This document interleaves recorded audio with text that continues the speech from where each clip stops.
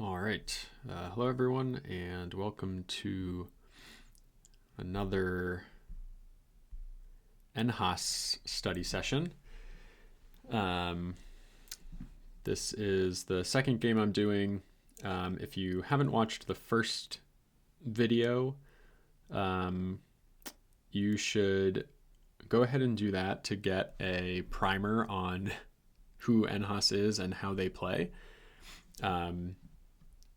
Because they are a fairly unique player. And at the start of that video, we discuss a little bit about their style. So if you haven't watched that one, I recommend that you watch that one first. But we will dive into this game. And again, like in the first video, I have another copy of this game open on another monitor. And so I'll be looking at the decisions that nhass makes ahead of time so that we can analyze them in the context of the current situation, since the replay viewer doesn't really let you go backwards. But in this case, nhass's opponent has the first pick, and they take 2 red on row 5. One thing we discussed in the first video is that nhass likes to play 2 yellow on row 2 in round 1, almost whenever possible. So we'll see if he does it here. There's really a lot of options. Nhass could contest, reds by playing red on row 2. Nhass could play whites on row 3, for example, or yellows on row 3 and try to lock in a row 3 play. Or nhass could take the first player tile and try to get the advantage in the second round. So if I were in this situation, it's kind of tough. I kind of like playing 2 red on row 2 seems fine. I don't really like building column 4, so I wouldn't necessarily do it to build column 4, but just to ensure my opponent doesn't finish out this row 5. But we'll see what nhass does. And it is an option that I didn't directly mention, but nhass opts for 2 white on row 4. And something I mentioned in the last video is that I do think I've noticed that nhass somewhat prioritizes row 4 in round 1. Not necessarily that he wants to complete it, but that wants to make sure that he's picked up at least 2 tiles heading into round 2. Which is funny because in the last game, I don't think nhass completed row 4 until round 4, even though he was 1 tile away multiple times and easily could have done it. So as much as he doesn't want to get stuck maybe with not being able to complete round 4, when he wants to be able to decide whether or not he completes row 4. I keep saying round instead of row, my apologies. Okay, so nhass plays 2 white on row 4, setting up for the center column, and not worrying at all about his opponent's row 5 red. Opponent takes 2 blue, pretty reasonable, prevents nhass from getting a row 3 blue.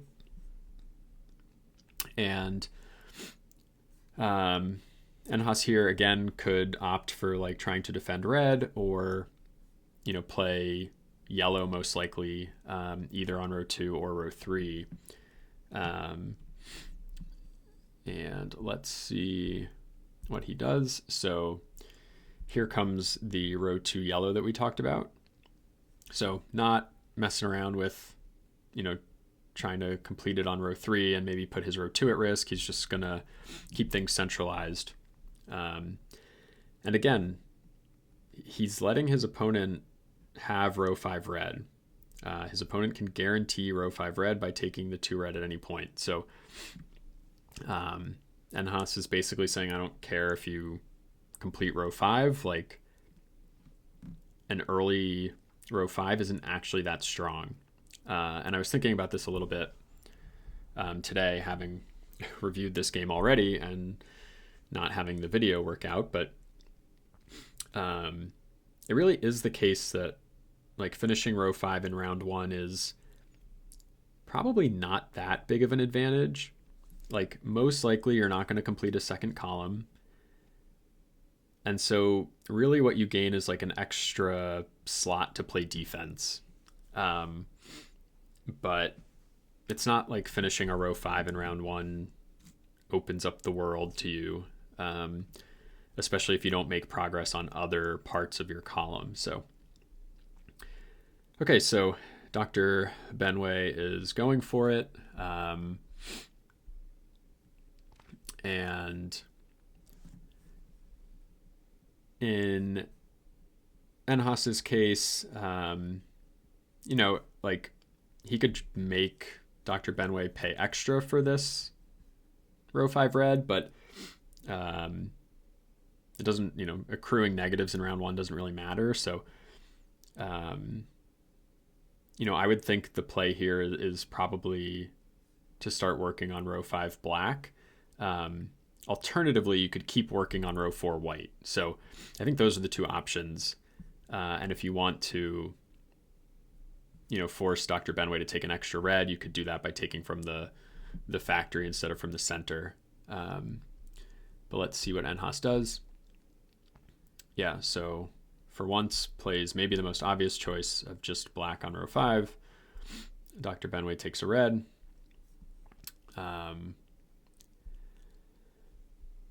And, nhass can basically just keep working on white and black. There's not really much else for him to do.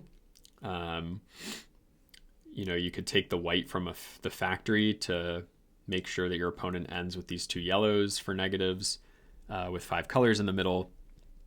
That seems like the most logical play to me, and that is what nhass does. Ben takes a white to prevent nhass's row 4. And nhass can take the black for row 5 and then take like yellow or red on row 1. Or it could take the blue for row 3 and then take black, red, or yellow on row 1 later. And here is where we see the first semi-interesting play from nhass, which is to take the black, but to play it on row 1. And I had a couple of theories as to why he would do this. It doesn't feel intuitive because if you play it on row 5, you're guaranteed to be left with a decent row 1 choice. Like you're going to get a central color in yellow or red. What this does let you do is probably get the blue for row 3. So it's possible that Dr. Benway will take the blue, but it's not centralized, so maybe he won't. Whereas, obviously, if you played the black on row 5, then you can't play the blue on row 3 because your next play is going to be on row 1. So it opens up the possibility of row 3 blue. It's not a guarantee by any means, but it opens up the possibility. The other thing that it does is just structurally, it creates a situation where your round 2 is very red focused. So reds on row 1 and 2 become optimal for you. And what that does is it leaves your blues for row 3. So if nhass had taken, let's say, I mean, it doesn't really it doesn't really matter. Like if he took one red, obviously he can still play two red here and it's just as good. But with this construction, being able to fill the reds would be ideal. So his blues can focus on row 3 instead of row 2. But I'm, potentially just grasping at straws here. So Dr. Benway does take the blue, which of course leaves nhass to throw away the red, and Dr. Benway should throw away the yellows.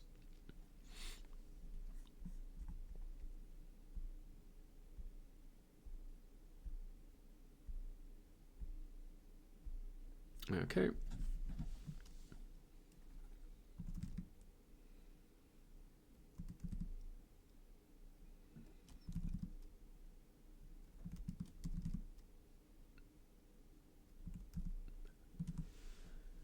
Okay, so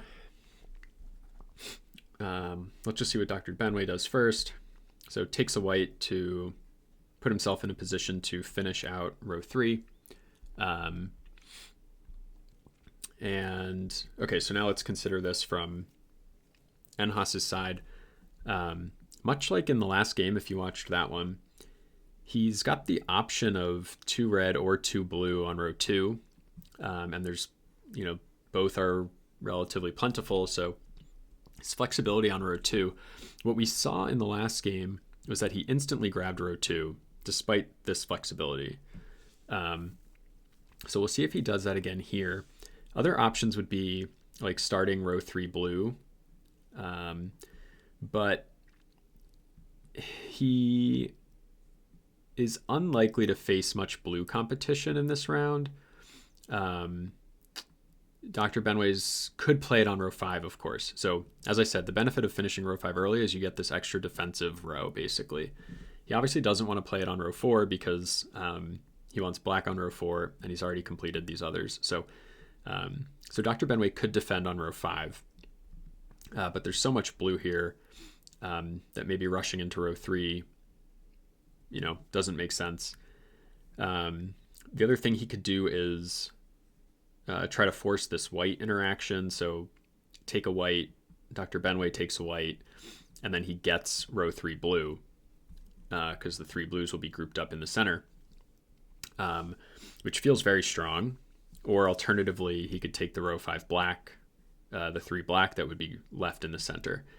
And note that these 2 reds and these 2 blues would remain untouched in that sequence, and so his row 2 would still be protected.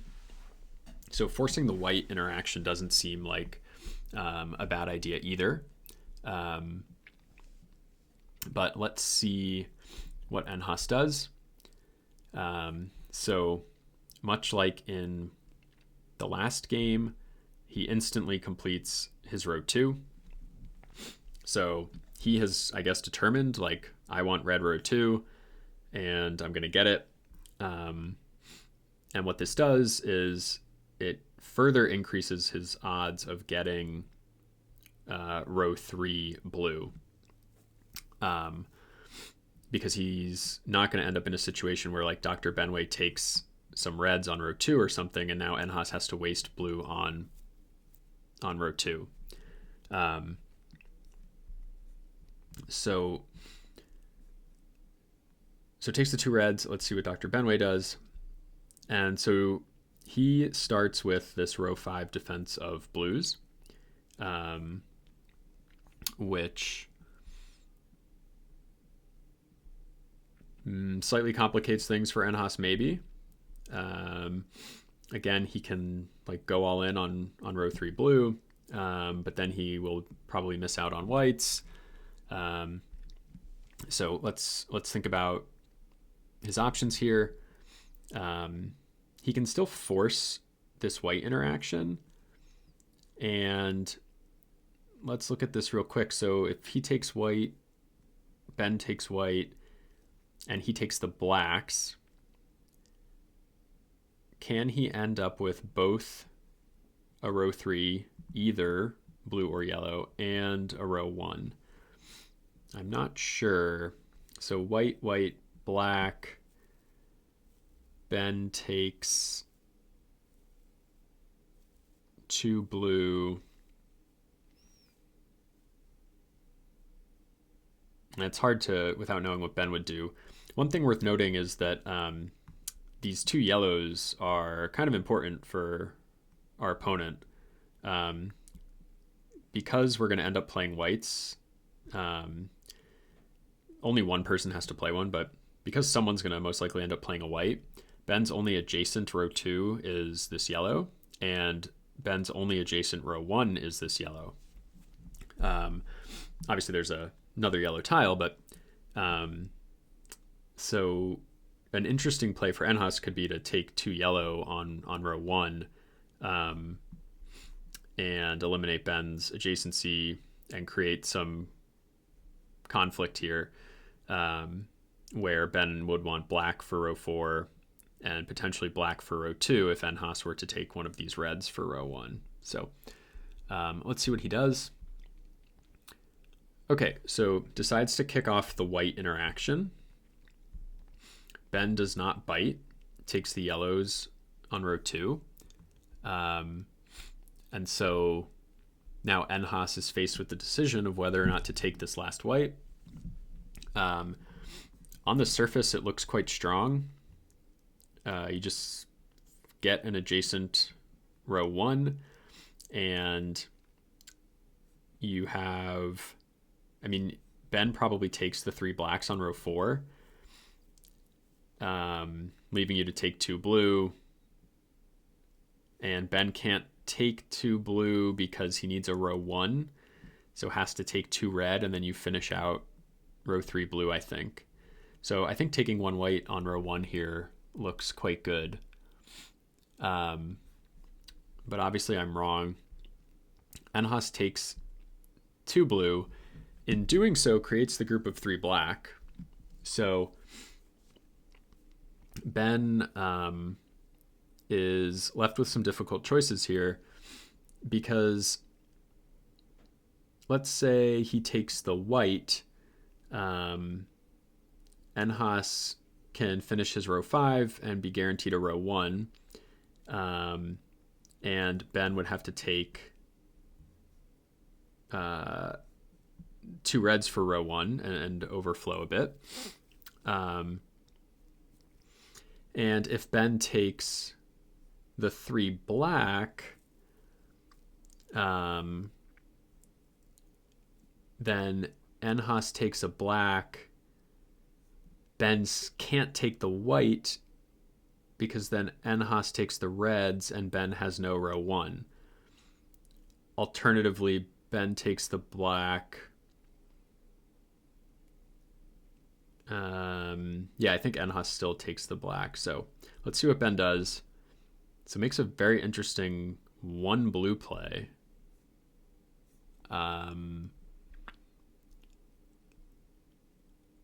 Unsure about that, but we are not analyzing Ben's side of the game, so we'll leave that.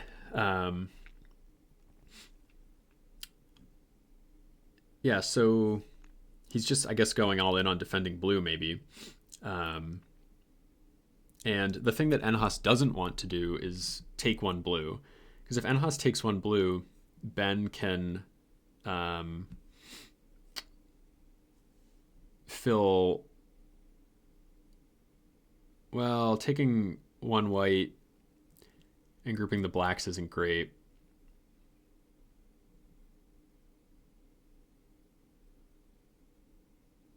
So maybe it's okay. Basically, nhass, like if nhass takes 1 blue, he's giving Ben the choice of row 3 or row 4. And he will. No, because he can't play blacks. So if nhass takes a blue and Ben takes the white, then nhass takes reds, and then Ben actually has a somewhat interesting choice of whether to play row 4 black and leave his row 1 open. So that's how the blue scenario plays out. nhass could, of course, just take 3 black, finish row 5, still leave Ben with the awkward decision of whether to take blue or white, and can play anything remaining on row 1. So that seems pretty good to just finish out row 5, um, leave Ben in basically the same situation, and you still have all the flexibility on row 1. You could potentially even finish blue your row 3 and your row 1. And that is what nhass does. Ben opts to continue defending instead of finishing his own row 3. I don't know if I agree, but again, not looking at Ben's side of the game. So for nhass, I think taking one white is pretty obvious here. Although you don't have to do it actually, because Ben only has one move left, right? So he's not going to finish the row 3 anyway. So if nhass prefers the red, he could take red on row 1 instead of white. And he's going to get the negatives anyway, so it's just his preference. He actually opts to throw away black because that was Ben's best row 1 play. And nhass takes the red. So that play's kind of subtle, actually, the choice of taking black there. Ben could have taken the reds. He incurs a negative, but it would have worked nicely with his row 2 yellow. So the red may have been correct instead of white there.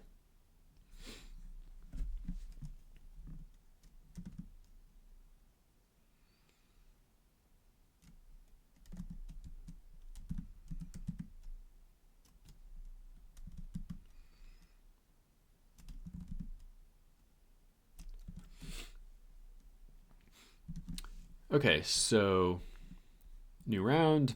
Ben is starting. nhass already has a 9-point lead.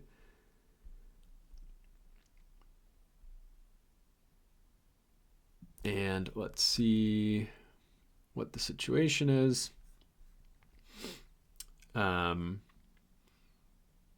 it's like somewhat straightforward in terms of what nhass's priorities are.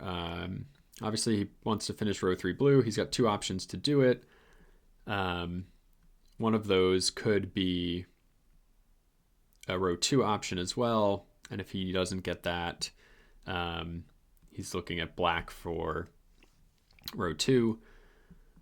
Ben obviously wants black for row 4 and one white on row 3. Ben's row 2 is potentially kind of interesting. Just there's only 2 reds, so he really wants the white. nhass doesn't have a great way of defending white. Could obviously play on row 5, but yeah, I think you could just secure row 3 right away. It's probably not a bad option. Maybe doing so from this top factory so that you group these whites together and leave Ben with only one option for a single white tile for his row 3. It's probably where I would lean. It also puts 2 blacks together so that you have an option on your row 2, either blue or black. Let's see what nhass does. So nothing that I mentioned. Instead, does a sort of, I mean, it's not similar at all really, but he's going to take this one yellow and play it on row 1. So he is going to group some whites and leave Ben with only one option for a single white. And he is going to group these blacks to give himself multiple row 2 options. But he's not going to bother finishing the row 3 yet. He's just going to take one yellow on row 1. Maybe the thought is he's trying to basically force Ben's hand on white, and then he's going to group this yellow in to the center to create a group of 2 to hurt Ben's row 1 when he takes these blues for row 3. So let's see if... Oh, Ben takes the blacks, okay, for row 4. So nhass no longer has black as a row 2 possibility, which is noteworthy.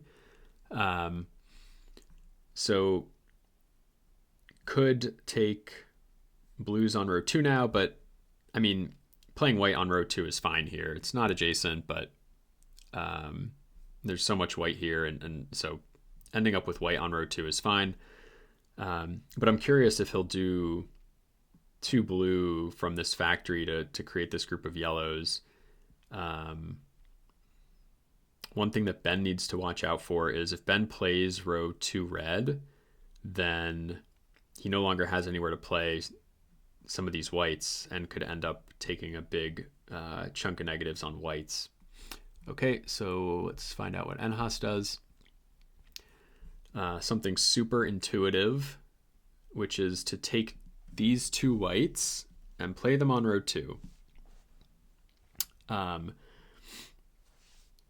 Which is fascinating to me because there's only 6 blue left, which it's not a lot, but if you're going to need 3 of those 6 left, and your opponent has the first player tile next round. So there's a pretty legitimate chance that by not playing row 2 blue this round, which your opponent can't really stop very easily, like you could get row 3 blue and row 2 blue. By not playing row 2 blue this round, you definitely put yourself at risk of not being able to finish probably row 2. So what does taking 2 white accomplish here? Put some strain on Ben's row 2, I guess. And groups some yellows, but I don't... Grouping yellows, like... It does create some tension because then Ben wants to play 1 yellow. But Ben can still play a black or red on row 1. Like, missing out on this adjacency isn't the end of the world. So, I don't know on this play. I don't see the benefit of taking 2 white here, but maybe it will become clear to us as the round goes on. Ben takes the 1 white to finish out his row 3. And so I guess because Ben did that, which wasn't forced or anything, but because Ben did that, nhass can now take these 2 blue and end up forcing these 4 yellows onto Ben, which is pretty strong. I don't know if that's, what he saw coming. He figured Ben will take 1 white and then he'll be able to do this. And who knows if it's even what he'll do. I haven't clicked through yet, so we don't know, but let's see. Nope, not what he does. Instead of that, nhass puts pressure on Ben's row 2 by taking these 2 whites and playing them on row 5. And presumably that means he will take the reds if they were to get grouped in the future, and completely deny Ben row 2. Let's see what Ben chooses to do.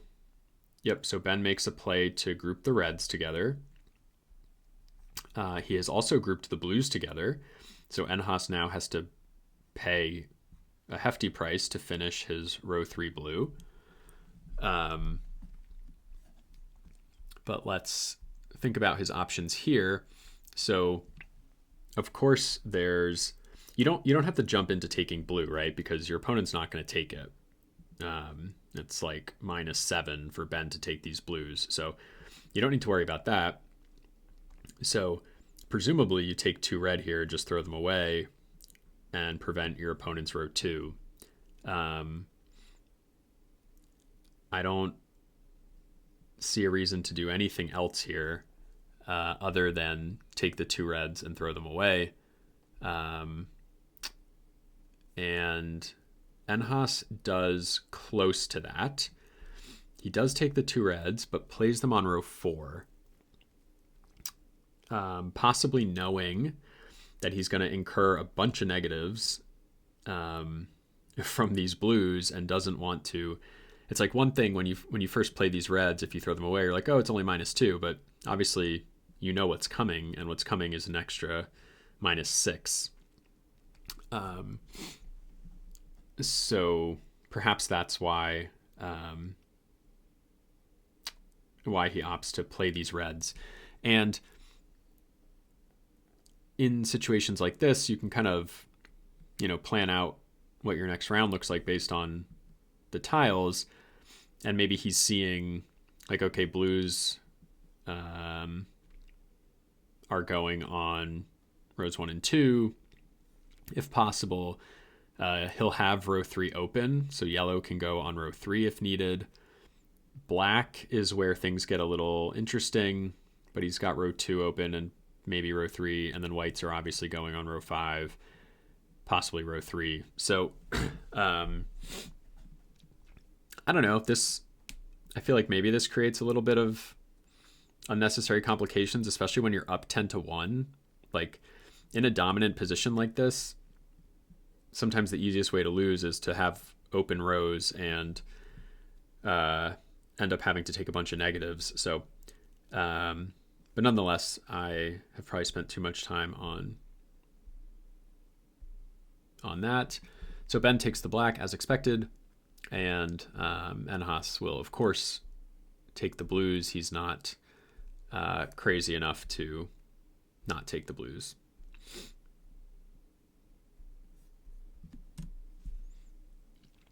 So, what did this white play accomplish? I mean, he ended up getting his opponent to be -6 and not get a row 2. So that's pretty good. He is creating a risk for himself to not be able to finish his blues, but maybe a calculated risk that he deemed was worth taking. Okay, let's see what Ben does. And you'll notice that I have said, let's see what Ben does at basically the start of every round. I don't know that nhass has had the first player token at all this game. Okay, so Ben makes a defensive play on reds. Yeah, not not commenting on Ben's play too much, I think. I don't, this is a 1-point play, and nhass has to take a negative to play it, so not sure about the need to do this right away. Probably could have secured something stronger. Like row 3 black might be kind of strong. But anyway, what will nhass do? Some kind of interesting options here, because he doesn't have a grouped set of blues, but he certainly wants to take at least 1 blue this round, if not get row 2. So like playing 3 black on row 2 is a possibility, but I would think he'd want to leave the possibility of row 2 blue open, given how few there are left. Yellows, he has a good opportunity to pick up row 3 yellow at some point. Can leave that open. Red is, nothing but a defensive play against Ben's row 1. Black are kind of like a flexible tile for him in this round. Could end up on row 2, could play on row 3. So I would kind of expect and then whites, row 1 or row 5, even a possibility of row 3. White is interesting because it's the best option for Ben's row 2. So I think actually an interesting play would just be taking these 2 whites right off the bat. Um, Either on row 5 with the plan of then, taking one on row 1 maybe, or you could take the 2 and dump them immediately on row 1 and increase your odds of getting uh, row 2 blue because you're not spending a blue on row 1. So let's see what he does.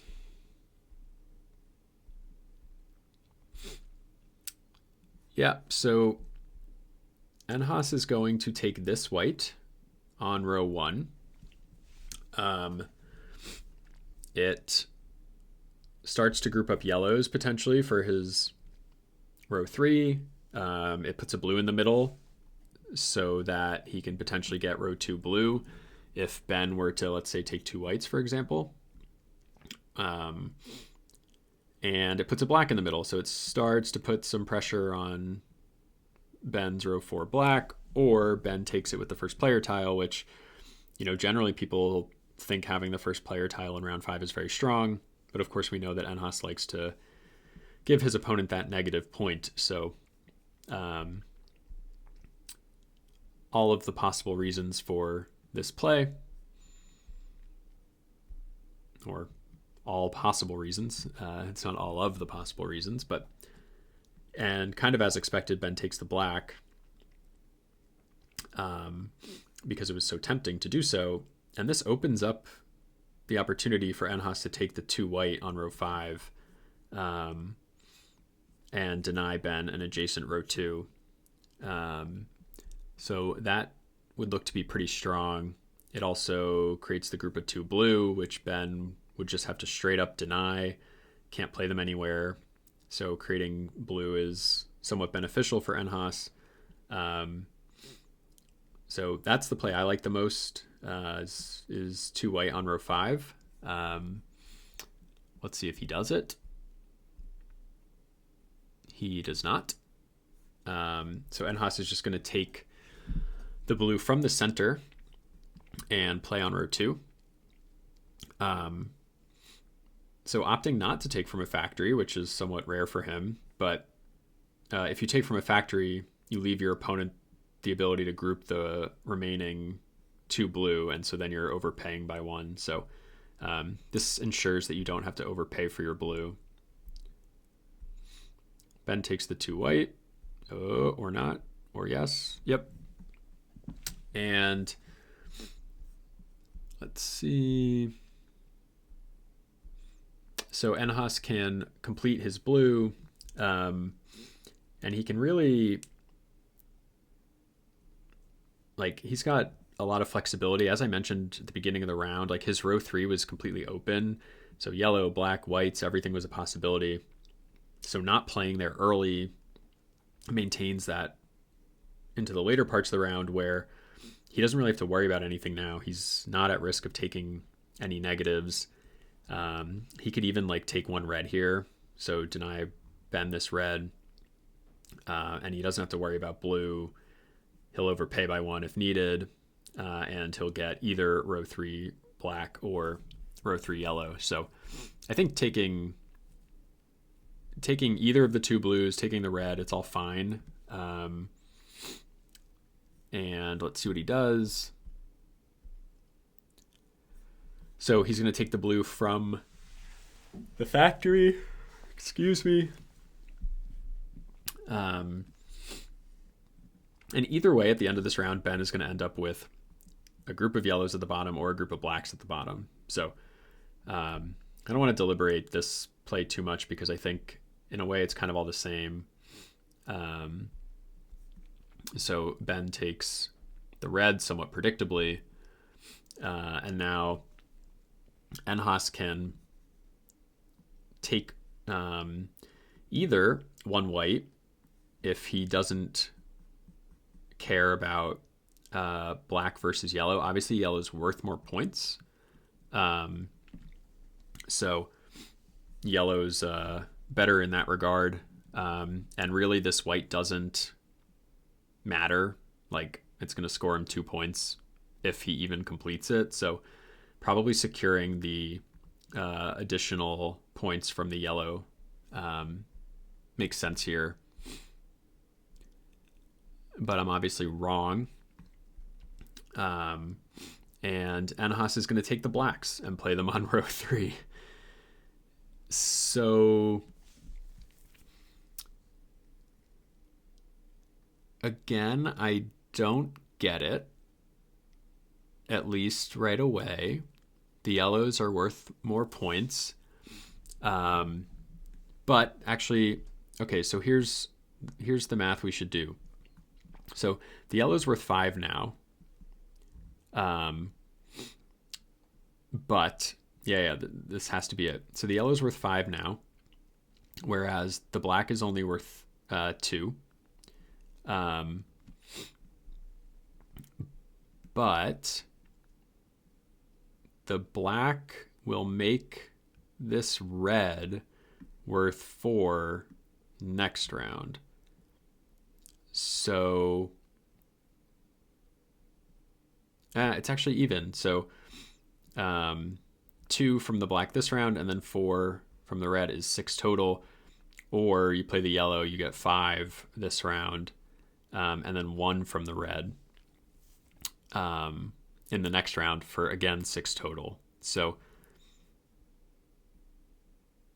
and this is more guaranteed, right? Like there's a chance you don't finish out the red next round because your opponent wants row 2 red. So yeah, I'm back to just yellow makes more sense. I don't see the point of taking the black here. If anyone else does, leave a comment, because it doesn't make sense to me. And again, like, Ben's going to have to play one of them, and I don't think that makes a difference either. In fact, giving him the black creates a little more tension with his upper rows, though there's 5 black, and he's most likely playing the red. So, you could argue that the yellow, nhass taking the yellow is better for that reason also. But let's see what happens. nhass is up by 8, and there's very little opportunity for his opponent to outscore him. So this is, just finishing out the game. We probably won't have a whole lot to discuss here. Ben takes some blacks. nhass can take a blue, or nhass can start on his own blacks. I don't expect to see anything too odd here. I'm just clicking through on the other screen because I was behind a couple plays. So here we go. Ben takes the black, and nhass makes the somewhat expected move of just taking the blue. Ben takes reds, and again, nhass can just like start taking a single black for his row 2 and finish it in the next round. No threats of negatives because he can play white and yellow on row 3, and those are the 2 most populous colors. So you just continue on with the blacks. Ben takes a black, nhass takes a black, and this game is effectively over. nhass can just take 3 whites here.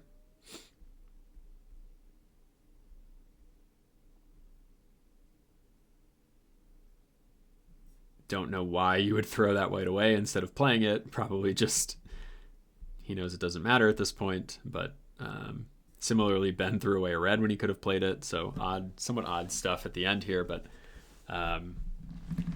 pretty much just complete dominance from nhass. I do think, Ben probably made some mistakes in this game, but we don't always beat every opponent, so a win is a win. And still some fascinating stuff. So the main plays that were odd to me was the 2 white in round 3. Playing black in round 4 versus the yellow in round 4, though at that point it was probably inconsequential. Playing this 2 red instead of throwing it away, and the original like row 1 black in round 1 was kind of interesting. And then I think also like an instructive moment in just letting his opponent have row 5 red in round 1. You know, he easily could have played row 2 red in that round at multiple points and just instead opted to focus on the center with his row 2 yellow, and he just let Ben complete row 5 red. And honestly, like, it was probably a detriment to Ben, because then Ben was like, oh, I can defend blue on row 5, and I think he went overkill on it. Like, he really heavily defended blue, to the point where I think he prevented his own building too much to do so. And like I said, like, that's all he did was defend blue. This scored 1 point. It didn't contribute to another column. It didn't even contribute to 2 points. It wasn't adjacent. So, yeah, maybe like letting your opponent have a complete row 5 in round 1 is really not that big of an advantage for them. Cool. Hope you enjoyed the video. And if for some reason you watched this one without watching the first one, go back and watch the first nhass game. It is also full of interesting plays. So thanks, and see you next time.